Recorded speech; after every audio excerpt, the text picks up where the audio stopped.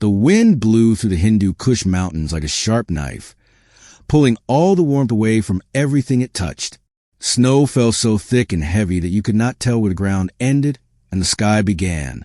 Staff Sergeant Aurora Hale lay very still in her hiding spot, 300 meters above the valley floor. She watched her breath turn into tiny ice crystals in the freezing cold air. It was Christmas Eve, 11 o'clock at night. This was the kind of night when smart soldiers stayed close to heaters and warm drinks. But Aurora was not just smart. She was excellent. There was a difference between being smart and being excellent.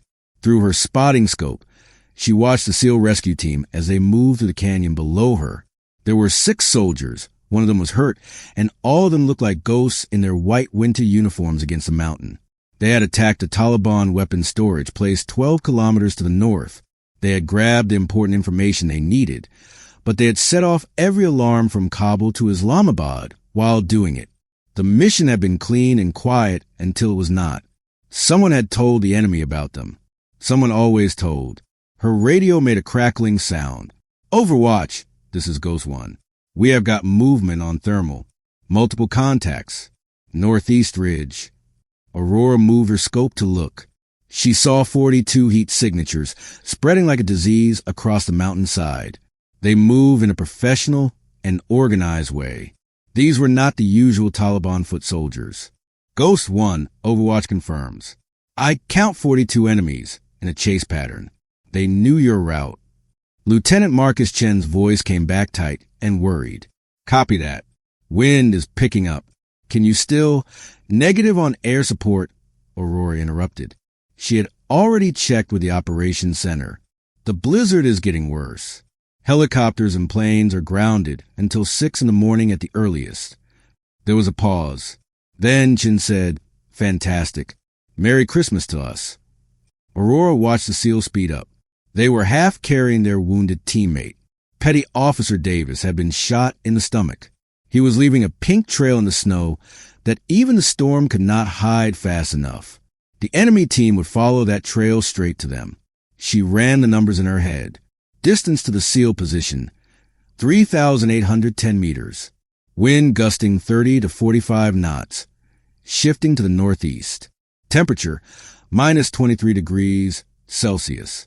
Barometric pressure was dropping. Snowfall rate was about 3 centimeters per hour. Mathematically, this shot was impossible. It was crazy from a bullet science point of view, but she had done harder shots before breakfast. She had done them alone in worse weather, but the SEALs did not know that. To them, she was a diversity hire. She was the pretty face that made the recruitment posters look modern. She was a female sniper who had never proven herself in real combat because the commanders kept her wrapped in bubble wrap and good intentions. Let them think it. Being underestimated was her favorite weapon. Her second radio buzzed. It was a different frequency. Aurora, this is McKinley at base. We are tracking your position. What is your status? Captain James McKinley. He was a logistics officer. He was the kind of man who filed reports 3 times over and believed women belonged in support roles, not in trigger positions. Maintaining Overwatch, sir. Weather is getting worse. I recommend you stop and return to the forward operating base. Aurora watched the Taliban spotter through her scope. He was scanning the ridge line with night vision goggles. He was 200 meters from the SEALs. Getting closer. Negative, sir. I have eyes on friendly soldiers in contact with the enemy. You are over 3 kilometers out. You cannot help them from there. She did not answer. McKinley's voice turned sharp. That is an order, Staff Sergeant. Aurora clicked off the radio. Orders could be ignored when lives were at stake. Through the scope, she saw Chen's team reach a choke point. It was a narrow passage where the mountain dropped away on both sides. It was the perfect trap. The enemy team would have them pinned down in 90 seconds. Her spotter radio crackled again. This time, Chen's voice carried something she had never heard from before. Doubt. Overwatch. What is your effective range in these conditions? Aurora swept her scope across the enemy group. She counted 14 high-value targets. These were the leaders, officers, and the men with radios and authority.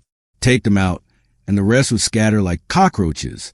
Depends on what you mean by effective. Can you reach us? Yes or no?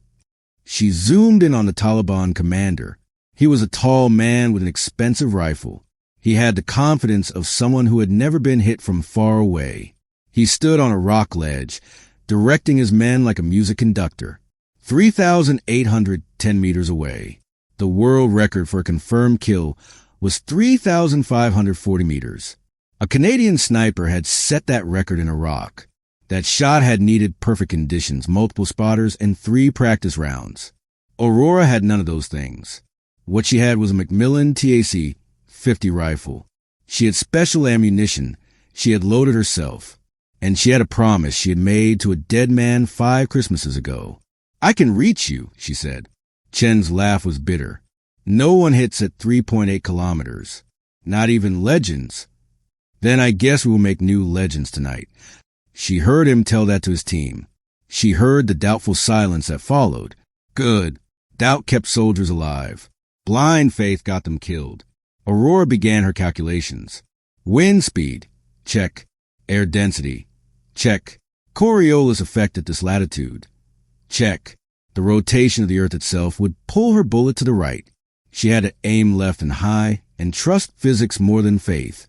Her fingers found a custom ballistic card taped to her rifle stock. These were numbers she had run 1,000 times for distances no sane person would attempt. Her late husband used to call it widowmaker math. He had been right about the widow part. The storm shifted.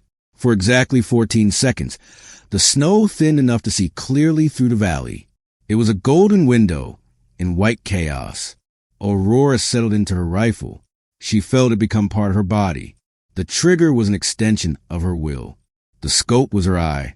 The bullet was her word made into metal. Ghost One, I need you to mark your target. Say again, the commander on the northeast rock ledge. Put your laser on him. 3 seconds. No more. A pause. You are serious? Deadly serious. The laser flickered. It was invisible to the naked eye, but Aurora's scope caught it. A tiny point of infrared light danced on the Taliban commander's chest.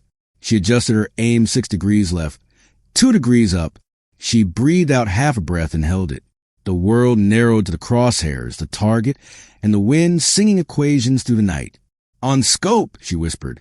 Clear to engage, Chin said. God help us all.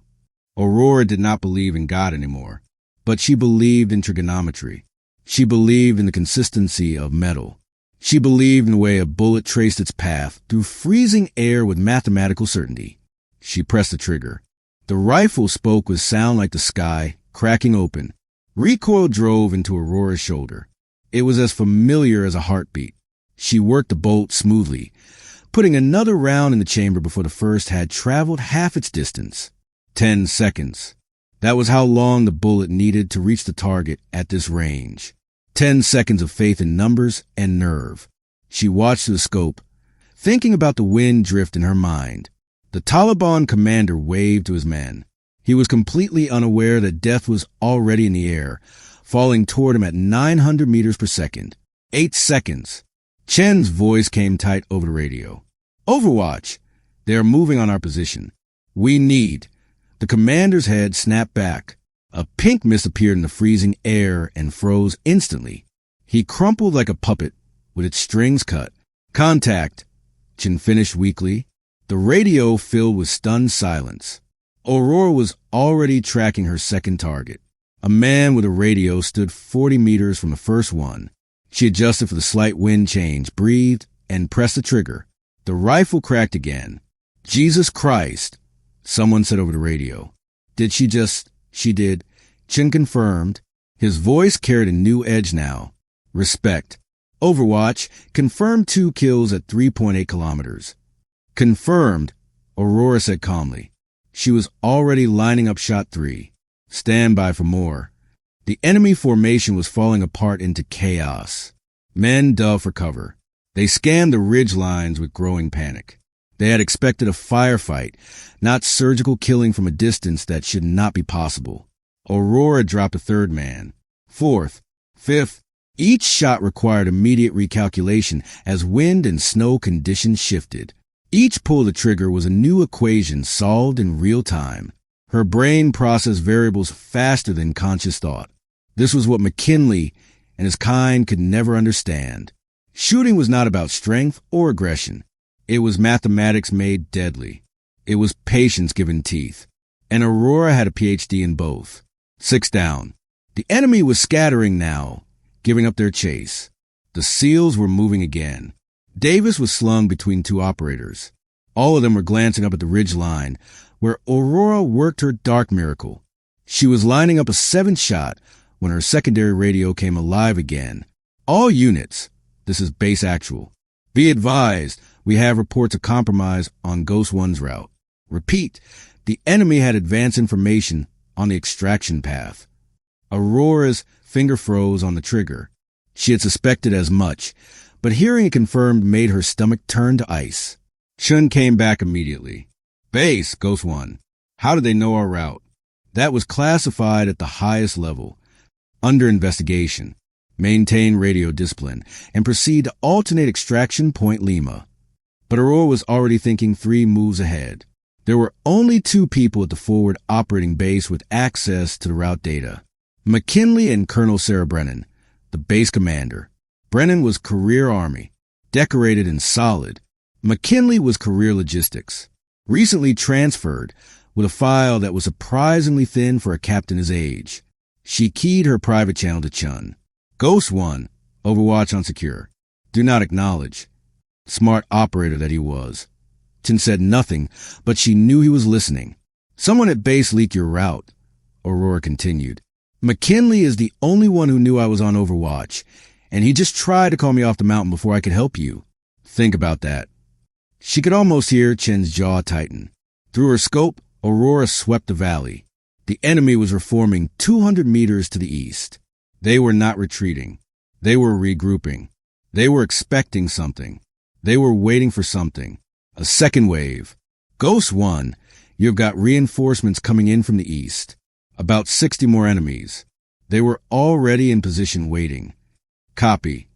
Chen's voice was flat and professional. But Aurora heard the calculation underneath. His team had maybe 20 magazines between them. One man was wounded. There was no air support. And they had a mountain pass to cross before extraction. The math did not work. Not without her. Aurora checked her ammunition. 23 rounds left. 23 chances to keep 6 men breathing. Overwatch, Chen said quietly. I need you to know. We doubted you. Back at base, some of the guys, we thought you were just diversity quota. Aurora finished.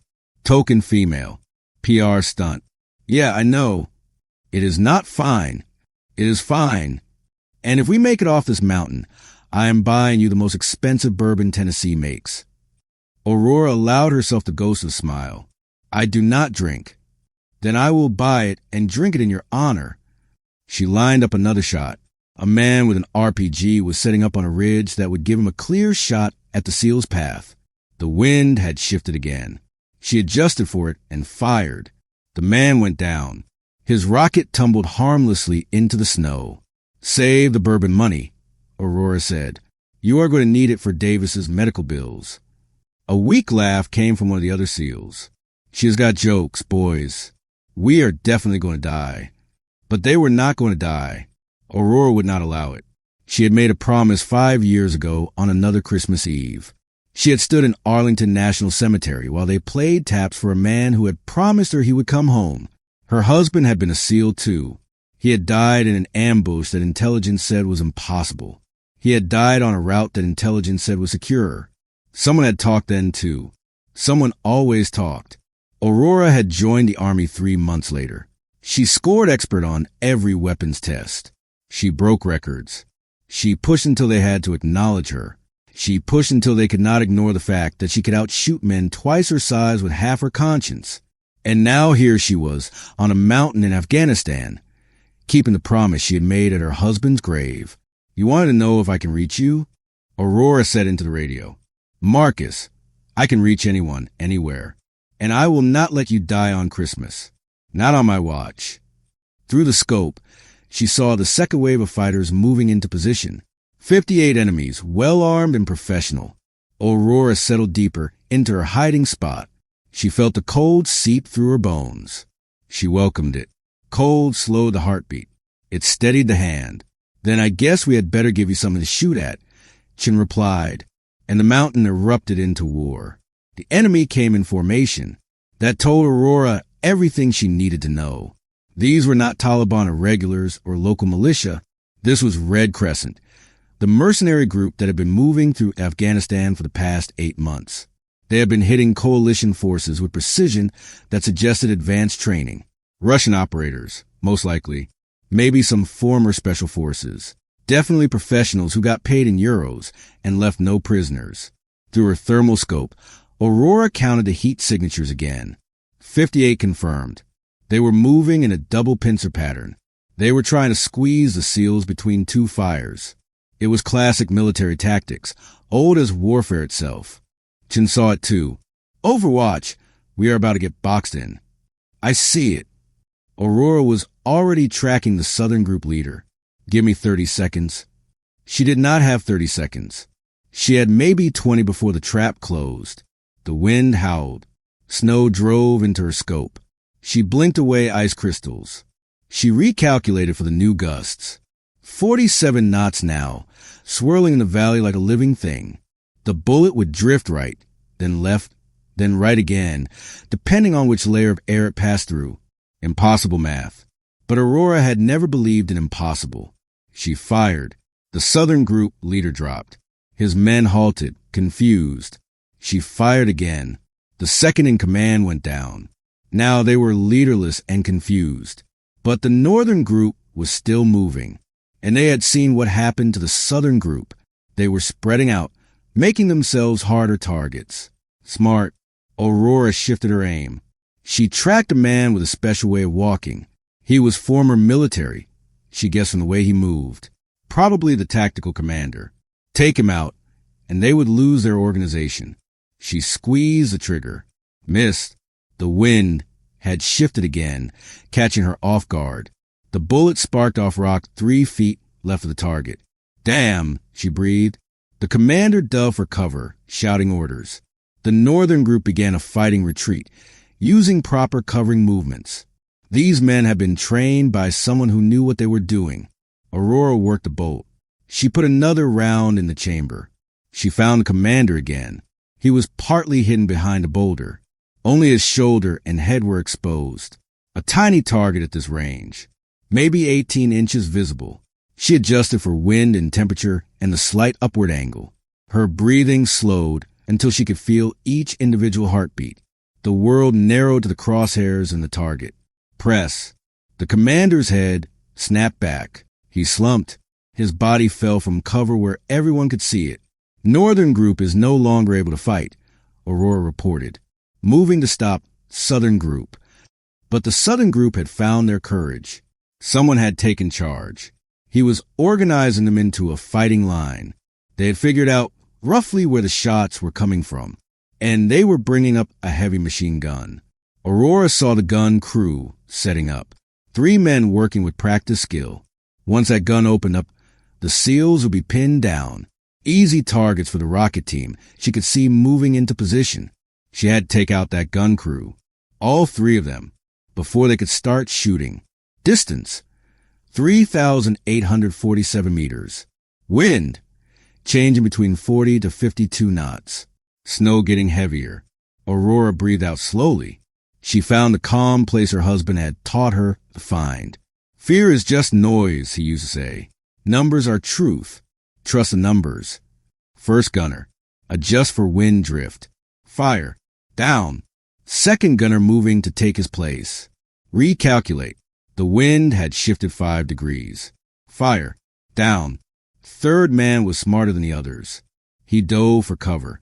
But Aurora had expected it. She had already adjusted her aim to where he would be, not where he was. Fire. Down. The machine gun sat silent. Its crew was scattered in the snow like discarded toys. Jesus, Mary, and Joseph, someone whispered over the radio. Petty Officer Garcia, she thought. She is a goddamn artist. She is a goddamn miracle, Chin corrected. Overwatch confirmed 12 kills. Aurora did a quick count. 14. 2 spotters you did not see on your thermal. Silence on the radio. Then, copy 14. We are moving to Extraction Point Lima. Estimated arrival, 20 minutes. 20 minutes. Aurora checked her ammunition. 17 rounds left. The enemy was down to maybe 44 fighters who could still fight, but they were angry now, and angry men made mistakes. Or they got creative. She saw it before they did.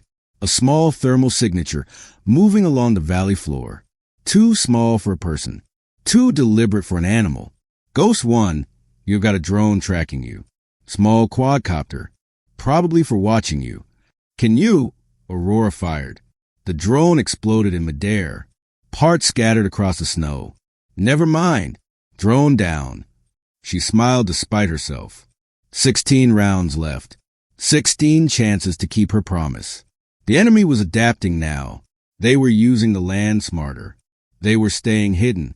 They had figured out her approximate position. They were trying to go around her, sending teams up the mountain on both sides of her hiding spot. Aurora checked her watch. 18 minutes until the SEALs reached extraction. 18 minutes to hold off an unknown number of climbers while keeping the valley floor covered. Her radio crackled. McKinley's voice was tight with something that might have been concern, or might have been calculation. Staff Sergeant Hale, this is base actual. We are tracking increased enemy activity in your area.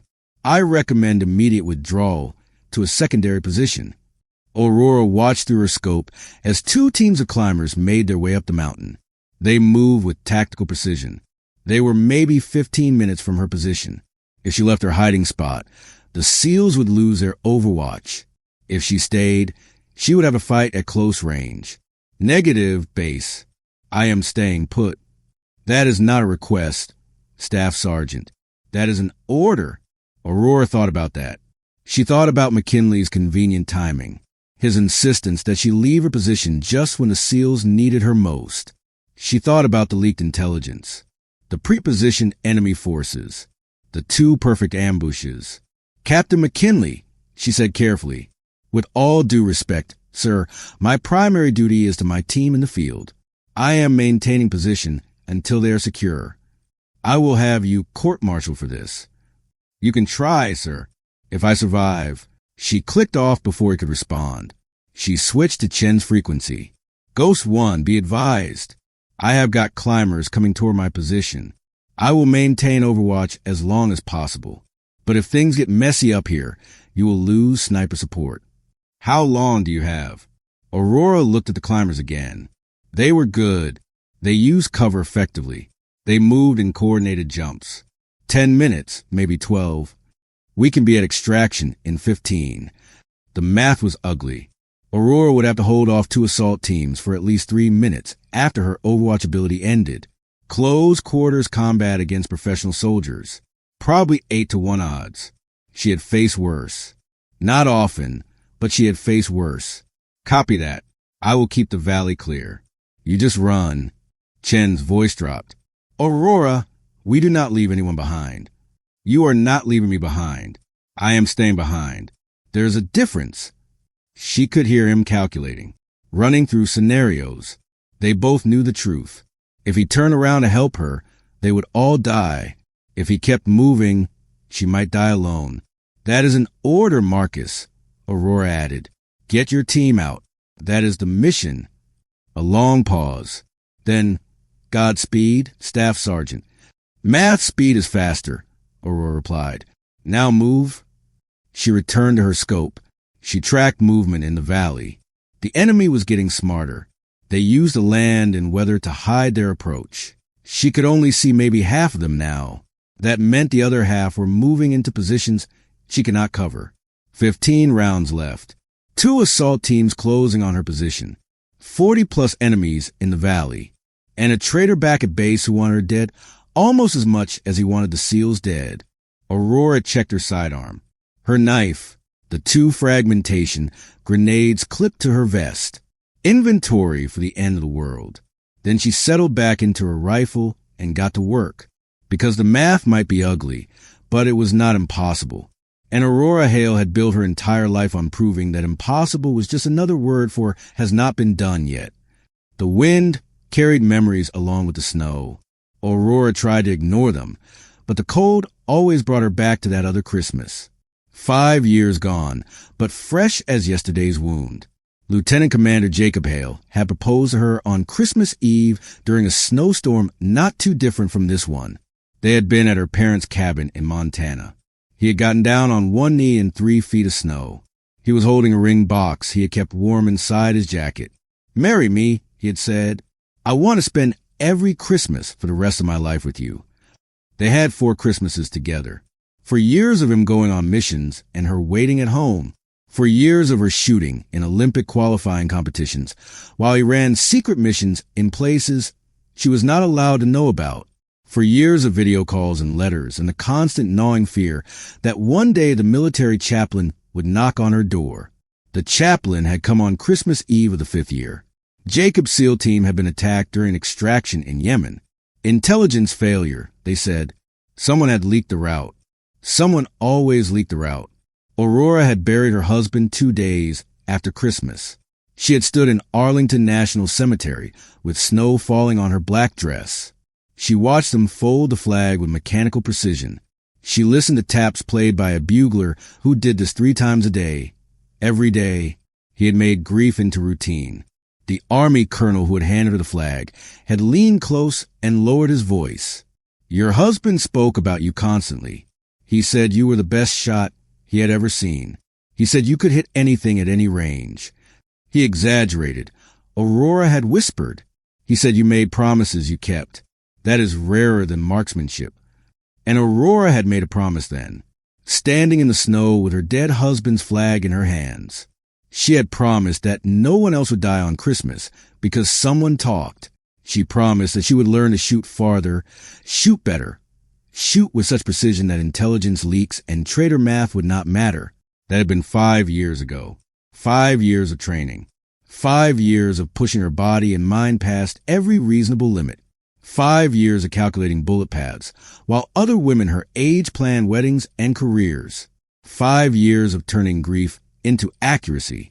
Now she was here on another mountain, on another Christmas Eve, keeping that promise with every trigger pull. Through her scope, she saw the climbers getting closer. 8 minutes out, maybe 7. Below in the valley, the SEALs were making good time. 13 minutes to extraction. The math was getting tighter. Aurora shifted her aim to the valley floor. She found a team trying to go around the SEALs' route. She dropped 2 of them in quick succession. She watched the others scatter. 13 rounds left. Her radio crackled. Chen's voice was slightly breathless from running hard. "Overwatch. We have got visual on extraction point. Landing zone is cold. Repeat, cold." That was good news. No enemy at the pickup site, but they still had to cross 400 meters of open ground to reach it, and Aurora could see enemy forces moving to block them. She began shooting targets one by one. A spotter at 3,672 meters. Down. A machine gunner setting up at 3,910 meters. Down. A rocket team at 3,756 meters. Both shooters down before they could aim at the SEALs. 10 rounds left. The climbers were 6 minutes out now. She could hear them sometimes. Rocks falling loose. Equipment scraping against stone. They were being careful and professional. They knew they were hunting a sniper. Aurora made a decision. She shifted her position slightly. She moved to a secondary hiding spot she had prepared earlier. She left her pack in the original position. She stuffed it with spare gear to keep a heat signature on thermal cameras. Not perfect, but it might buy her 90 seconds. 5 minutes until the climbers reached her old position. 10 minutes until the SEALs reached extraction. She settled into the new hiding spot. She got back on her scope. The SEALs were in the open now. They were moving fast across the flat ground toward the landing zone. They were completely exposed. This was the moment the enemy had been waiting for. Aurora saw them rise from hiding like a wave. 12 enemies, well positioned with clear lines of fire. The SEALs would be cut down before they made it halfway across. She did not have time to think. She did not have time for perfect calculations. She went on instinct and muscle memory. She let 5 years of grief-fueled training take over. First target, fire, down. Second target, fire, down. Third, fourth, fifth. The rifle became an extension of her will. Each shot flowed into the next with mechanical precision. She was not thinking anymore. She was not calculating. She was just shooting. She trusted the numbers she had memorized. She trusted the wind patterns she had learned by heart. She trusted the tiny adjustments her hands made automatically. 6, 7, 8. 4 rounds left. 4 enemies still shooting at her team. 9, 10, 11. 1 round left. 1 enemy diving for cover. Almost safe. Aurora breathed out. She found a calm place that existed beyond fear and cold. She saw where he would be, not where he was. She adjusted for his movement, the snow's resistance, the fraction of a second it would take her bullet to arrive. She pressed the trigger. The rifle clicked empty. The man fell. Clear, Aurora said into the radio. Her voice sounded distant to her own ears. Valley is clear. Execute extraction. She heard the helicopter before she saw it, rotors beating against the storm. A blessed sound. Then she heard something closer. Boots on rock, maybe 50 meters below. The climbers had reached her old position. They would realize in seconds that they had been fooled. Aurora dropped her rifle. She drew her sidearm. 15 rounds in the Sig Sauer. 2 magazines as backup. Still terrible math, but math she could work with. The first climber appeared on the ridge line. He was sweeping with a tactical light. Aurora put 2 rounds center mass before he could react. He went down. The ridge erupted with automatic weapons fire. She rolled behind cover. She felt rounds crack past her head. For shooters, maybe 5, all with better positions than her. Below, the helicopter was touching down. The SEALs would be aboard in seconds. Safe. Mission complete. Aurora smiled. Jacob would have been proud. She returned fire. She dropped another climber. She reloaded smoothly. Muscle memory took over. The enemy was advancing now. They realized she was alone. They figured she was probably low on ammunition. Her radio crackled one last time. Chen's voice shouted over the helicopter noise. Overwatch. We are on board. You have 30 seconds to get to secondary extraction. Negative, Ghost 1. I am engaged. How many? Too many. Get out of here, Marcus. That is an order. Since when you outdrank me? Despite everything, Aurora laughed. Since I saved your life 14 times tonight. A pause. Then, the record was 15. You are 1 short. Before she could respond, she heard new sounds. Boots hitting snow, running fast. Multiple sets. The SEALs were coming back for her. Marcus, no.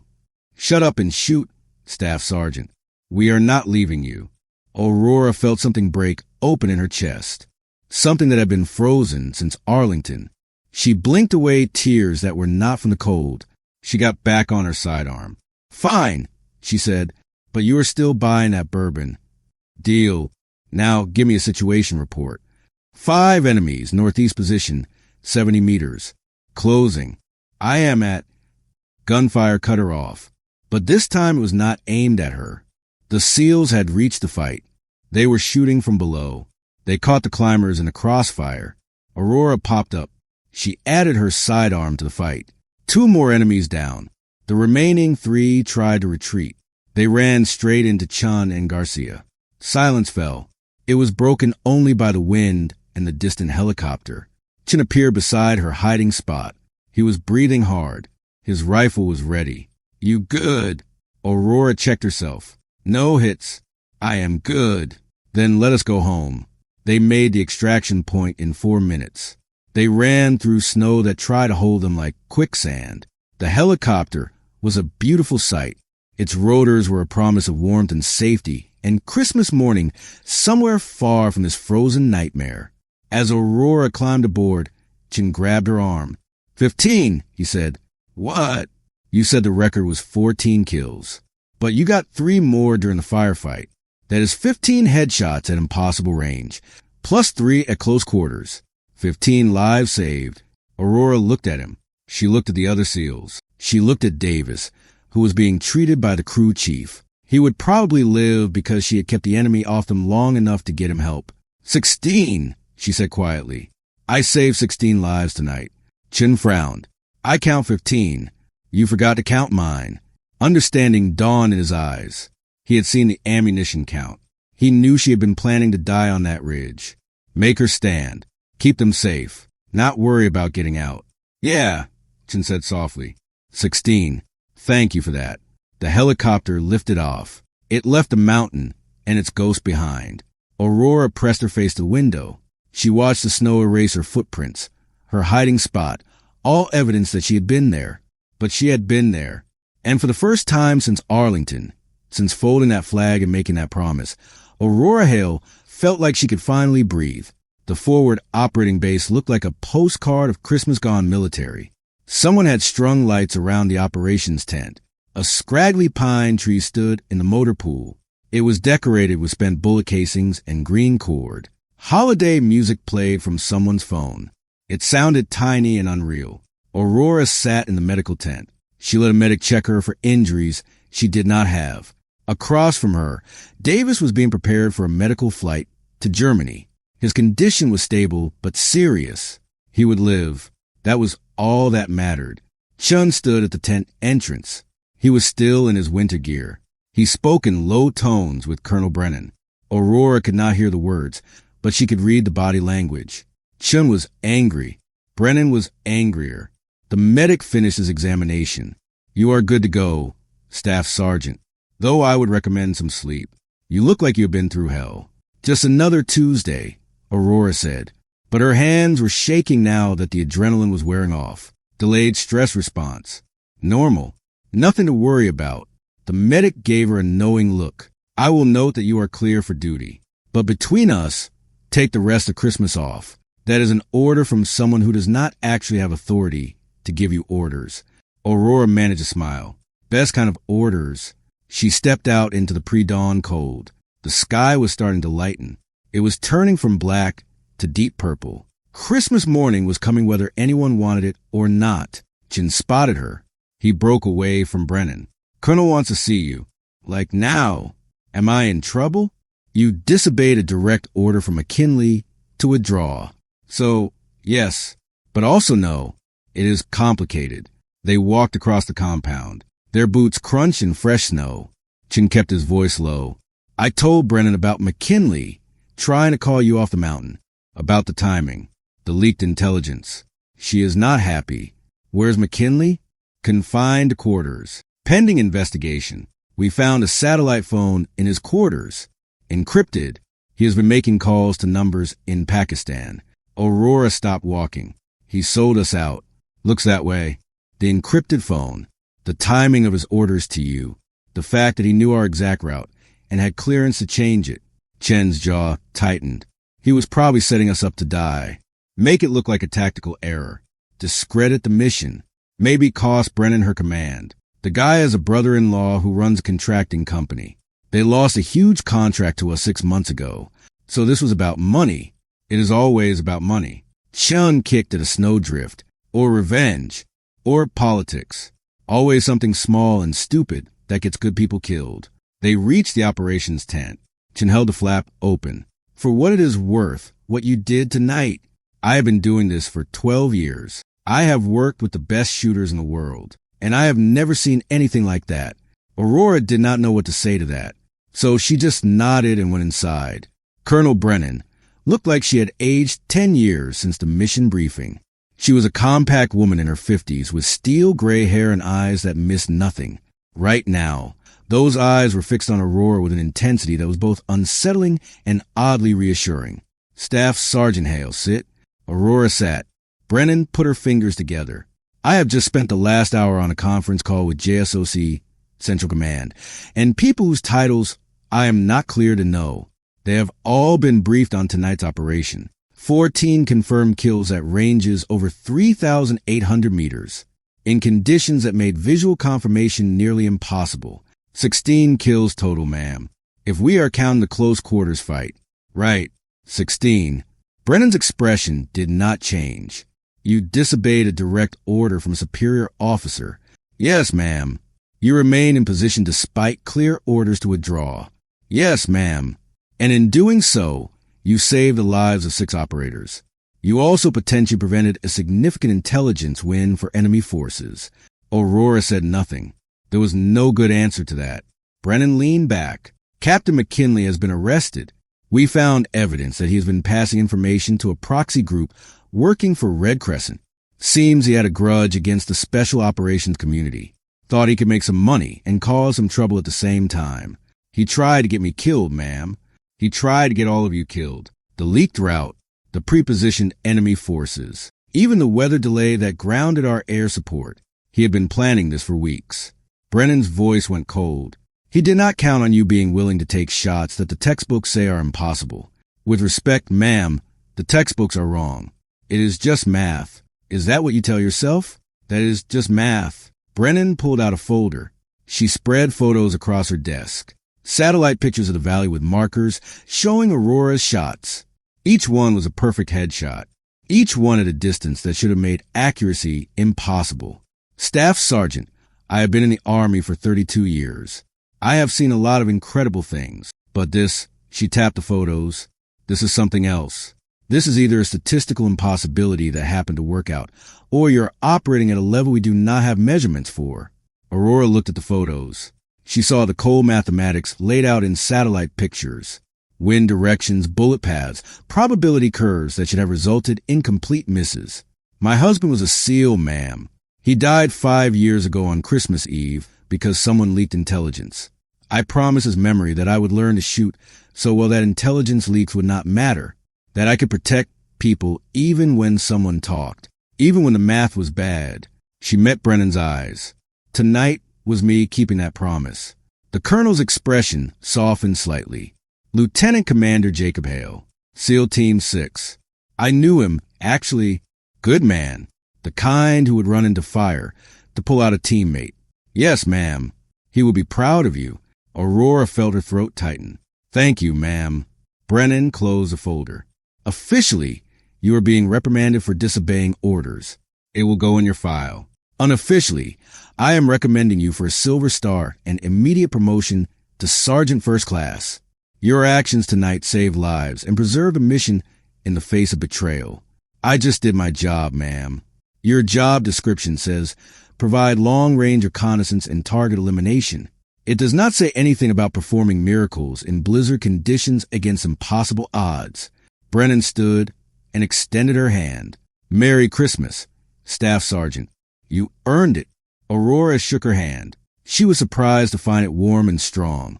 As she turned to leave, Brennan added, one more thing. McKinley's satellite phone had recent calls to a number in Virginia. We are still tracing it, but it looks like he was not working alone. Someone back home was coordinating the intelligence leaks. Aurora turned back. You will find them. We will find them. And when we do, they will spend Christmas for the rest of their lives in Leavenworth Prison. Brennan's smile was thin and sharp. Merry Christmas, Sergeant. Get some rest. That is an order you are allowed to follow. The SEALs had taken over one of the mess tents. They had turned it into a surprise Christmas party. Someone had found real coffee, not the motor oil they usually served. Someone else had produced a bottle of Tennessee bourbon that Sean had been saving for a special occasion. Aurora stood at the entrance, suddenly unsure. She had spent most of her military career being professionally distant. She was a woman who showed up, did the impossible, and left before anyone could get too close. Grief had made her good at building walls, but Chin saw her. He waved her over with a grin that was probably 70% exhaustion and 30% bourbon. There she is, the ghost of Christmas present. The other SEALs cheered. Garcia pulled out a chair for her. Davis, who should have been on a medical flight, but had somehow convinced the doctors to let him stay until morning, raised his coffee cup in salute. Speech, someone called. No, Aurora said immediately. Come on, Staff Sergeant, Chin said. You just did the impossible. Least you can do is tell us how. Aurora sat. She accepted a cup of coffee that smelled like heaven. It is just math. Wind, speed, barometric pressure, Coriolis effect, temperature changes. Nerd stuff, Garcia interrupted. We get it. But seriously, how do you learn to shoot like that? Aurora wrapped her hands around the coffee cup. She felt the warmth seep into her fingers. How did you explain 5 years of turning grief into accuracy? 5 years of waking up at 4 a.m. to practice in conditions that normal people avoided. 5 years of making every shot count because that was what you had promised a dead man. My husband taught me the basics, she said finally. He used to say that fear is just noise. Numbers are truth. Everything else is just interference. The tent went quiet. They knew about Jacob. Everyone knew about Jacob. It was in her file. The thing that made senior officers uncomfortable and junior officers awkward. Chin raised his bourbon. To Jacob Hale, and to his wife, who just proved that some promises are worth keeping. They drank to that. Aurora felt tears threaten and blinked them back. Not here. Not now. So, Garcia said, breaking the moment with practiced ease. Those last 3 shots. When you were basically out of ammo and we were being stupid by coming back for you, you were not worried. I was terrified, Aurora admitted, but I was also doing math. 3 enemies, 15 rounds in my sidearm. The numbers worked. The numbers worked, Davis repeated, shaking his head. She says it like it is simple. It is simple. It is the execution that is hard. Chun laughed. You know what? I believe you. Here's my thing, though. How did you know McKinley was dirty? When did you figure it out? Aurora thought back. When he tried to call me off the mountain, the timing was too perfect. And his voice, he was not worried about me. He was worried I would help you. There's a difference in tone. You got all that from a radio call? I have spent 5 years learning to read the small signs. Wind shift, temperature drop, the way someone breathes before they lie. You learn to pay attention to everything. Garcia whistled. Remind me never to play poker with you. I do not play poker. Smart woman. The conversation drifted and became easier. Stories from other missions, other Christmases. The bottle of bourbon made the rounds. Aurora nursed her coffee and listened. She felt something strange and unfamiliar. She felt like she belonged. Around 6 a.m, as real dawn was breaking, Jim pulled her aside. Question for you, he said quietly, and you do not have to answer if you do not want. But when you were on that ridge, before we came back for you, were you planning to make it out? Aurora considered lying. She decided he had earned the truth. No, I was planning to hold as long as I could. Keep you safe. What happened after did not seem important. Chin nodded slowly. That is what I thought. Here's the thing, Aurora. Your husband, he will want you to live, not just exist, not just survive, actually live. You did not know him. I knew guys like him. Hell, I am guys like him. And I know that no SEAL wants his wife to die on a mountain because she is still trying to save him 5 years after he is gone. The words hit harder than they should have. Aurora looked away, blinking against the sunrise and the sudden sting in her eyes. We came back for you, Chin continued. Not because we felt obligated, not because we owed you, but because you are part of the team now, and we do not leave our people behind. Ever. Aurora's voice came out rough. I'm not a SEAL. No, you are better. You are the woman who made 15 impossible shots to save our lives. Then you had the guts to keep fighting when the math said you should die. He gripped her shoulder. You are family now, whether you like it or not. She did like it. That was the terrifying part. Merry Christmas, Marcus. Merry Christmas, Aurora. Now come on. Garcia claims he can make French toast out of MREs. And I need you to settle a bet on whether he is insane or just stupid. Both, Aurora said. Definitely both. They went back to the tent, to the warmth and the laughter and the family she had accidentally built by keeping a promise to a dead man. Outside, snow fell on Hindu Kush. It covered the battleground and erased the evidence of the night's impossible mathematics. But Aurora would remember. She would remember every shot, every calculation, every moment when the numbers said it was impossible, and she had done it anyway, because that is what promises were for. And Aurora Hale always kept her promises, even the ones that meant learning to live.